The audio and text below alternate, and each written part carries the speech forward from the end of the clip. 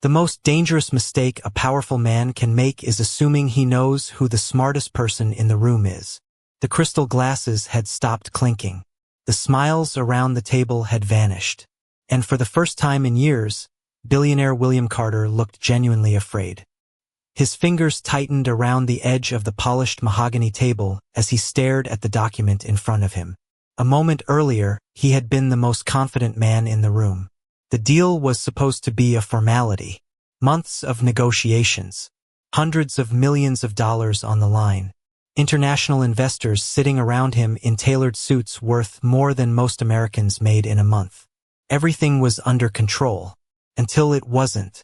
Across the room, the lead investor from Dubai slowly pushed back his chair. The soft scrape against the marble floor sounded louder than it should have. Nobody spoke. Nobody moved. The silence felt heavy, expensive, dangerous. William glanced toward his attorneys. They looked uncertain. He looked at his consultants. They avoided eye contact. Even the translator who had been guiding the meeting all afternoon seemed completely lost. The room that had been filled with confidence only minutes earlier now felt like a ship taking on water. Then William's eyes landed on someone nobody else had paid attention to all afternoon. A waitress, standing quietly beside the coffee station. Her black apron was spotless. Her posture calm. Her expression unreadable. Ava Brooks had spent the last hour refilling water glasses, serving coffee, and moving silently through a room full of people who barely noticed she existed. Yet now, every instinct William possessed was pulling his attention toward her. Because she was the only person in the room who didn't look confused. She was the only one who didn't look worried. And somehow that frightened him even more. William swallowed hard. His Rolex suddenly felt heavier on his wrist. The investors were waiting. The lawyers were waiting. The future of a 9-figure agreement was hanging by a thread. And for reasons he couldn't explain, he found himself staring directly at the woman he had publicly humiliated less than 10 minutes earlier. The same woman he had mocked in front of his clients. The same woman he had called uneducated while everyone laughed. Ava remained perfectly still, calm, silent, watching. William felt heat creeping up the back of his neck. His pride fought against the words trying to leave his mouth. But pride was becoming expensive. Every second of silence was becoming expensive. Finally, the billionaire who commanded thousands of employees and negotiated deals across 3 continents looked at the waitress he had dismissed and spoke words nobody in that room ever expected to hear. "Ava," he said quietly. Every head turned toward him. "Please." The room froze. Even the investors looked shocked. William Carter never asked for help. Yet there he was, standing in front of some of the most powerful people in the business world, looking at a waitress as though she held the answer to a problem none of them could solve. Ava met his gaze. Her face revealed nothing. No satisfaction. No anger. No triumph. Just a calm expression that somehow made the silence feel even louder. Because 6 minutes earlier, William Carter had been laughing at her. And 6 minutes earlier, nobody in that room knew who Ava Brooks really was. 6 minutes earlier, the atmosphere inside the Grand Meridian felt completely different. Soft piano music drifted through the dining room. Crystal chandeliers reflected warm light across polished marble floors. Expensive watches flashed beneath tailored sleeves. Deals were being discussed in voices so calm they almost sounded casual, even though the numbers involved could change entire industries. Ava Brooks moved quietly between tables carrying a silver coffee pot. Most guests barely noticed her. That was normal. After 3 years working at the restaurant, she had learned that powerful people often looked through service workers instead of at them. It never bothered her as much as people assumed it should. She preferred being underestimated. It made life simpler. She stopped beside a table near the floor-to-ceiling windows and carefully refilled a water glass. Outside, late afternoon sunlight reflected off Manhattan skyscrapers. Inside, billionaires discussed acquisitions and international partnerships worth more than most people could imagine. Ava listened without appearing to listen. Another skill she had learned long ago. Not because she was curious, because paying attention had become a habit. Her grandmother used to tell her that every room reveals its secrets to the person who stays quiet long enough. Ava smiled faintly at the memory. Across the room sat William Carter. Even among wealthy executives, he commanded attention. His reputation alone could silence conversations. At 47, he had built Carter Global Holdings into one of the most influential investment firms in the country. Employees described him as brilliant. Competitors described him as relentless. Journalists described him as visionary. Very few described him as kind. Today he seemed especially pleased with himself. The international investors surrounding him laughed at nearly everything he said. William enjoyed that. Ava noticed the way he checked his reflection in the dark screen of his phone before important moments.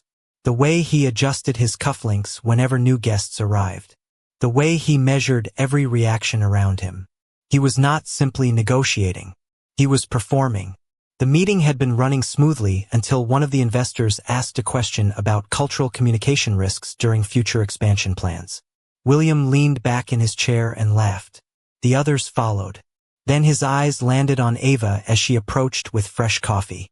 For a brief moment, she felt the room shift. William gestured toward her with an amused smile. "Do not worry about communication problems," he said confidently. "Even our waitress here knows enough not to interfere with billion-dollar conversations." A few guests chuckled politely. Ava continued pouring coffee. William was not finished. "Although," he added, drawing more laughter from the table, "I doubt she would understand half the words we are using." More laughter followed. Louder this time.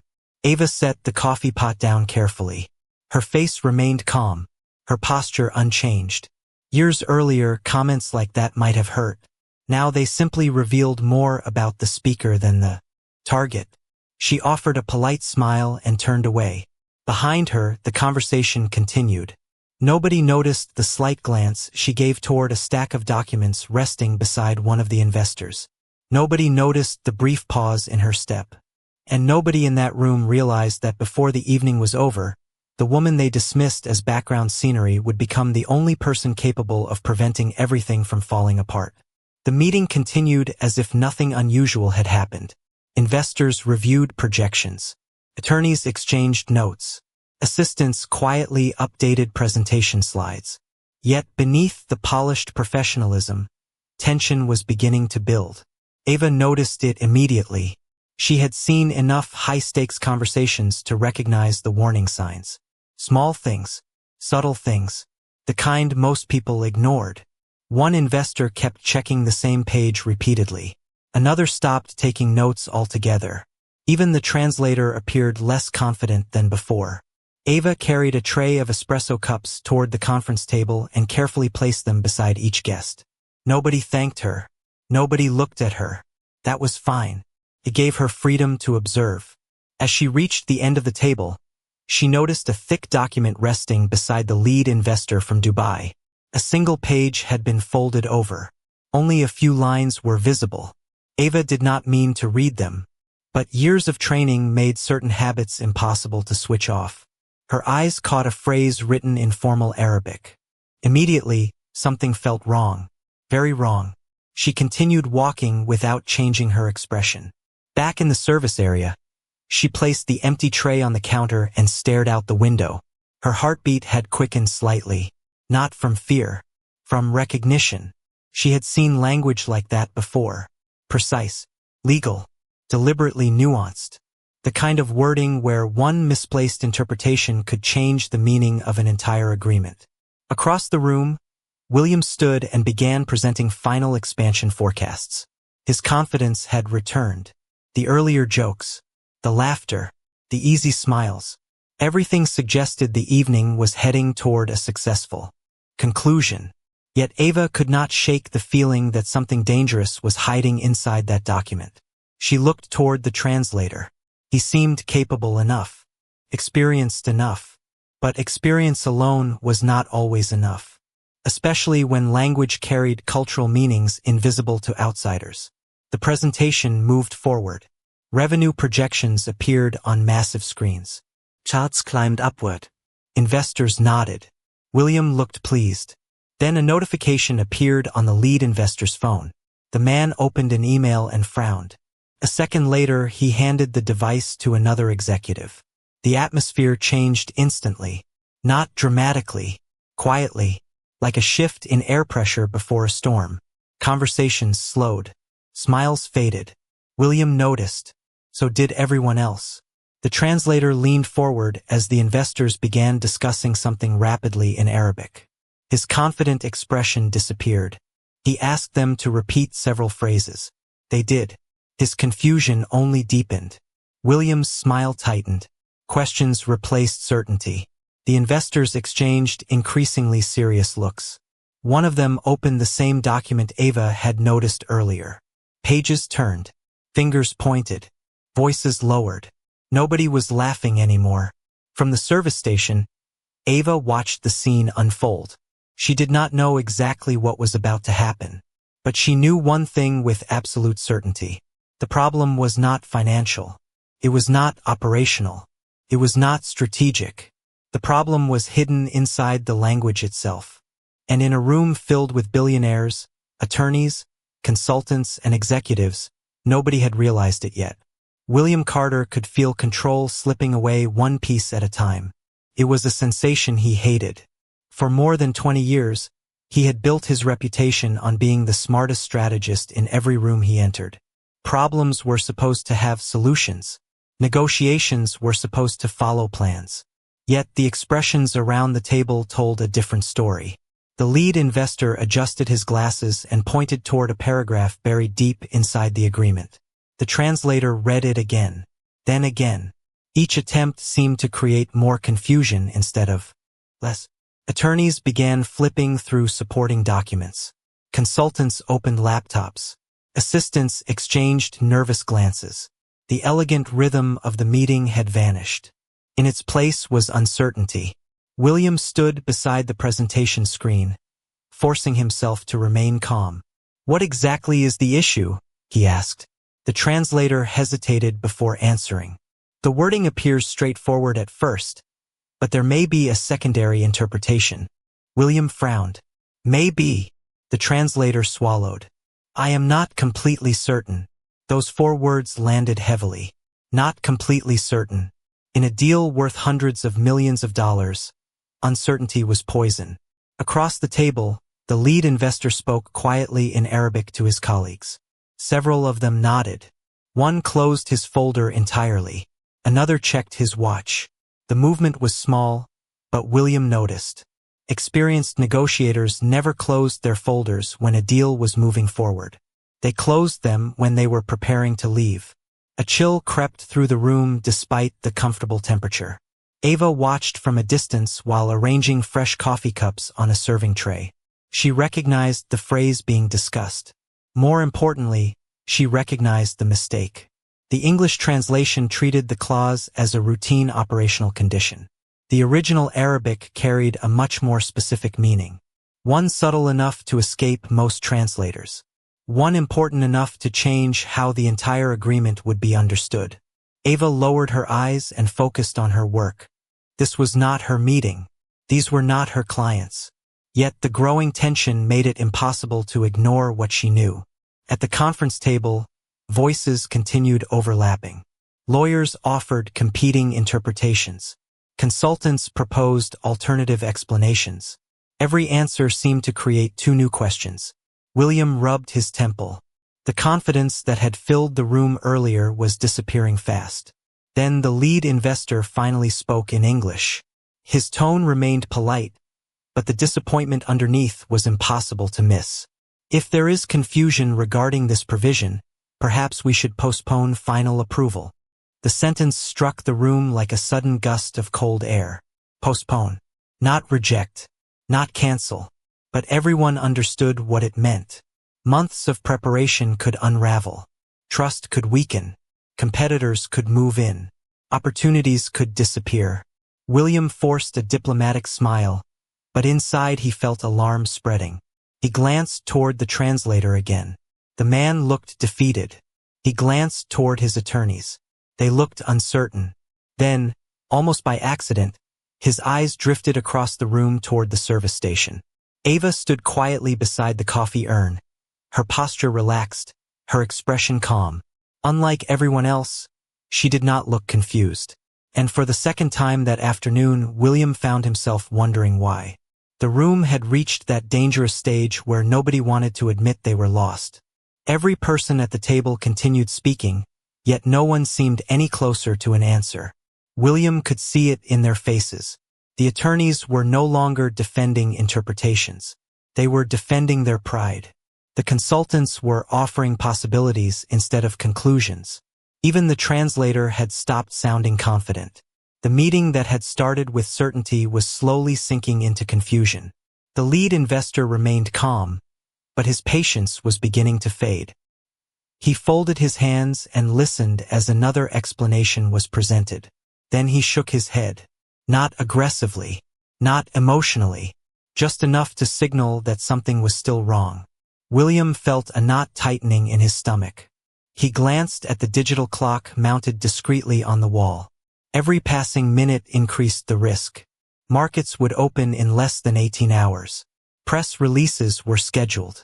Internal teams were waiting for confirmation. Too many people had already prepared for success. Failure would not remain private for long. Across the room, Ava continued performing her duties. She collected empty cups, replaced water glasses, cleared small plates, yet her attention remained fixed on the discussion. The clause being debated was deceptively simple. That was what made it dangerous. Most translation mistakes happened when language looked straightforward. People relaxed. Assumptions replaced precision. Context disappeared. The original Arabic phrase did not merely describe a future obligation. It established responsibility under a specific cultural and legal framework. One small distinction, one enormous consequence. Ava watched another attorney offer an explanation. The lead investor frowned again. The translator revised his wording. The investors exchanged quiet comments among themselves. None of it solved the problem. Finally, one of William's senior advisors leaned forward. Perhaps we should suspend discussions until we can bring in an outside specialist. The suggestion hung in the air. William immediately understood what it meant. Delay. Additional negotiations. New legal reviews. More uncertainty. The lead investor slowly closed the document. Not completely, just halfway. Yet the gesture felt louder than any argument. William's pulse quickened.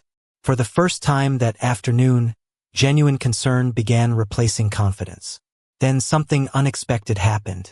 One of the younger investors looked toward the service station. His eyes narrowed slightly. "Excuse me," he said. Several people turned. He pointed toward Ava. "Has she been listening this entire time?" The question surprised everyone. Ava paused beside the coffee station. William looked at her. So did the attorneys. So did the translator. The investor continued. "I noticed her reaction earlier when the clause was mentioned." Silence followed. Ava remained composed. "I am sorry," she said politely. "I did not mean to overhear." The investor studied her carefully. "But you did understand what we were discussing." It was not a question. Ava hesitated for only a second. "Some of it." The room became very quiet. William stared at her.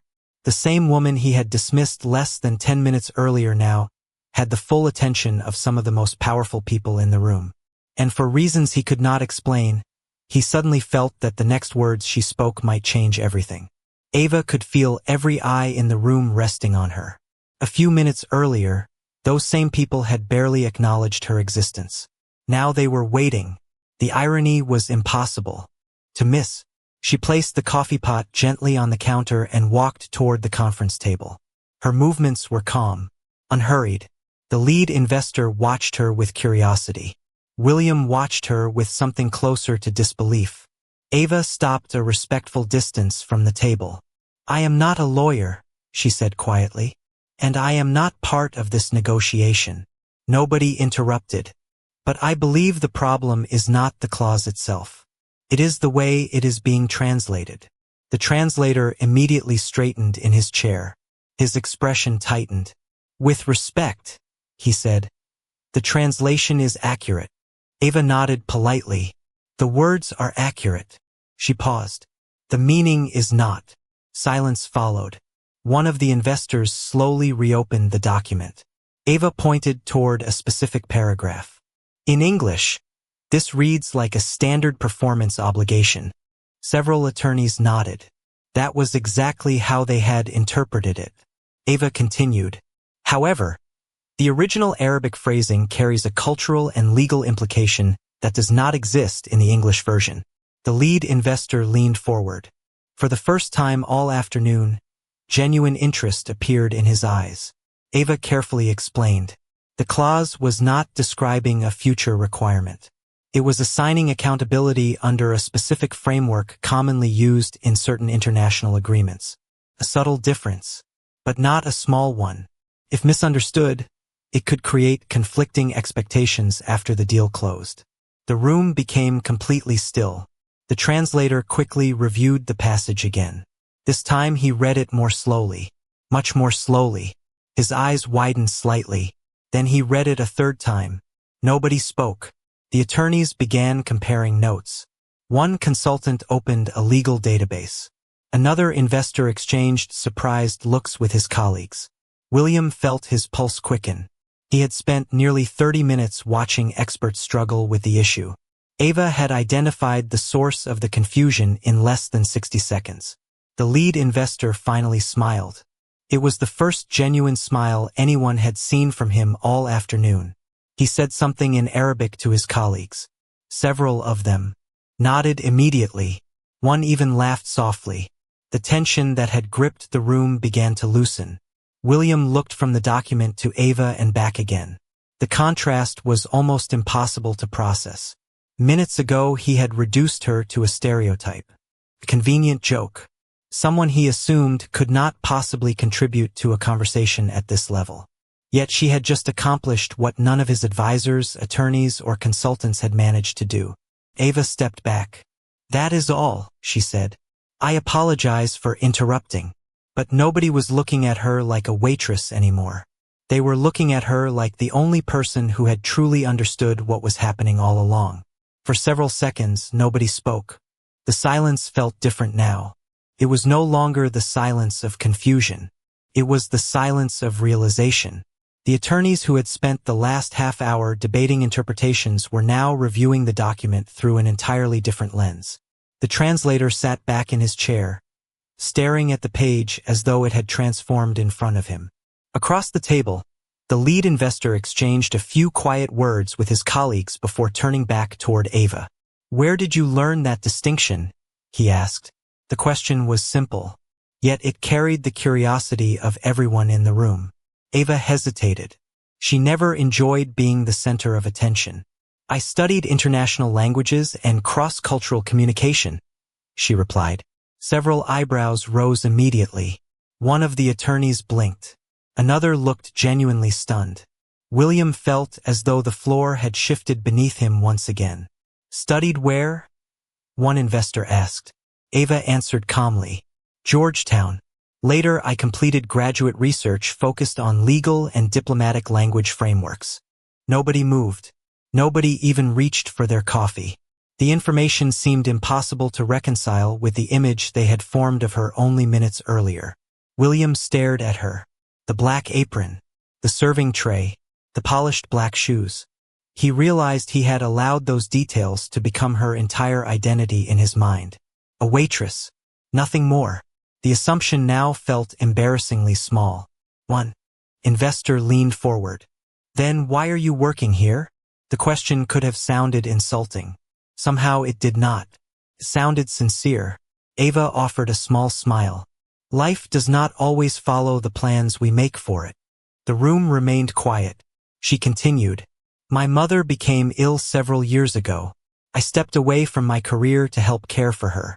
After she recovered, I needed stable work quickly. This restaurant gave me that opportunity. There was no self-pity in her voice. No bitterness. Just facts. Calmly stated. The lead investor nodded slowly. His respect was obvious now. You sacrificed a great deal. Ava shook her head. Family is never a sacrifice. The answer lingered in the room. Even the executives who had spent their careers measuring value in dollars seemed affected by it. William looked down at the table. Earlier that afternoon, he had made a joke at her expense simply because it earned a few laughs. Now every word of it echoed inside his head. He remembered the smiles around the table. He remembered the confidence in his voice. Most of all, he remembered the look of quiet patience on Ava's face when she chose not to respond. That memory stung more than any criticism could have. The lead investor finally smiled. Your insight may have saved months of unnecessary conflict. Several others agreed immediately. Ava simply nodded. She did not celebrate. She did not seek recognition. She did not even sit down. She remained exactly who she had been before the meeting started. The only difference was that everyone else could finally see her clearly. The atmosphere inside the private dining room had completely transformed. The uncertainty that had threatened to derail the agreement was gone. Conversations that had been tense only minutes earlier now flowed with renewed confidence. Documents were reopened. Notes were revised. Attorneys who had looked frustrated were suddenly energized. The lead investor reviewed the updated language one final time before exchanging a satisfied nod with his colleagues. The deal was moving forward again.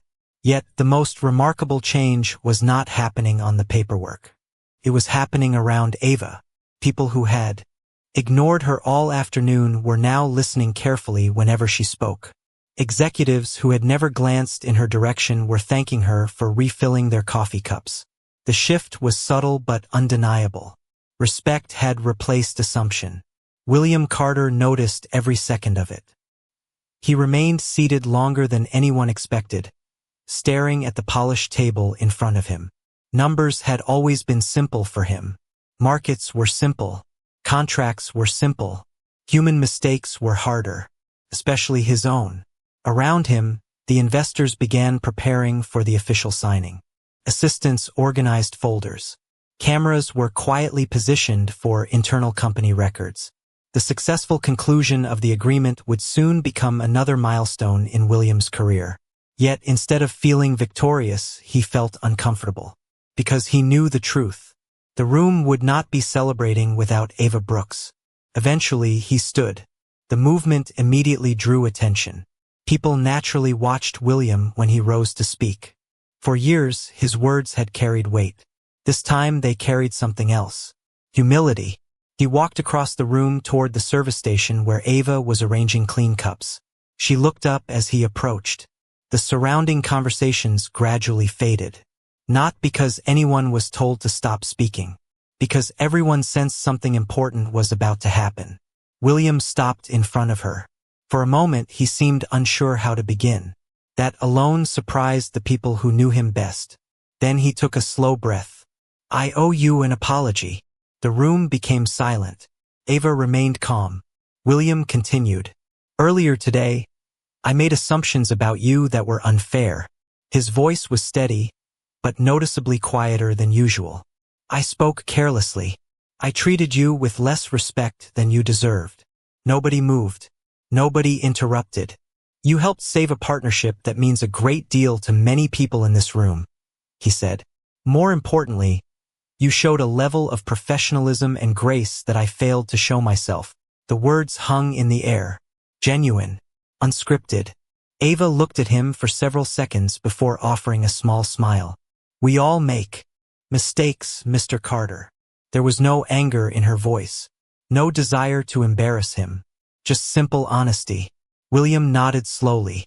Somehow that made the apology feel even more meaningful. The lead investor watched the exchange with quiet approval. Several executives exchanged thoughtful glances. They had witnessed countless negotiations, countless displays of power. Yet moments of sincere humility were much rarer. Ava returned to arranging cups. William stepped back. The agreement would be signed within the hour. The headlines would celebrate the deal. The companies would celebrate the profits. But everyone in that room knew the most important lesson from the day would never appear in a press release. The agreement was signed just before sunset. Pens moved across paper. Hands were shaken. Cameras captured smiles that would later appear in company newsletters and business publications. By every measurable standard, the afternoon had been a success. Yet, as the investors prepared to leave, many of them found themselves looking toward the same person. Not the billionaire whose name would appear in the headlines. Not the attorneys who finalized the documents. Their attention kept returning to Ava Brooks. She was back at work, refilling glasses, collecting empty plates, moving through the dining room with the same quiet professionalism she had shown all day. Nothing about her behavior suggested she had just influenced one of the most important negotiations of the year. The lead investor stopped beside her before leaving. He thanked her personally and handed her a business card. Ava accepted it politely. A few moments later, another executive did the same. Then another. By the time the guests began filing toward the elevators, several cards rested neatly beside the coffee station. Opportunities, introductions, possibilities. Ava appreciated the gesture, but she treated each card exactly the same way she treated every customer. With gratitude, without excitement. William noticed that too. As the room slowly emptied, he found himself standing alone near the windows overlooking Manhattan. The city lights were beginning to appear across the skyline. Thousands of offices, millions of people, endless ambition. For years, he had believed success came from identifying talent faster than everyone else. Today had exposed a flaw in that belief. Talent was not always hidden. Sometimes it was visible the entire time. People simply chose not to see it. Ava passed by carrying a tray of clean glasses. William stopped her one last time. "Thank you," he said. The words were simple. This time they carried no audience, no investors, no employees, no performance, just sincerity. Ava smiled. "You are welcome." William glanced toward the conference room where the signed agreement still rested on the table. "I almost lost all of that because I assumed I already knew who mattered." Ava considered the statement for a moment. Then she gently shook her head. "No, Mr. Carter. You almost lost it because you assumed you knew everything." For a second, William stared at her. Then he laughed softly. Not because the observation was funny, because it was true. Ava continued toward the service area, disappearing into the rhythm of her work. William watched her go. The woman he had dismissed in seconds had taught him a lesson he would remember for the rest of his life. And as the lights of New York shimmered beyond the glass, one truth remained impossible to ignore. The quietest person in the room is not always the least important. Sometimes they are simply waiting for everyone else to stop talking.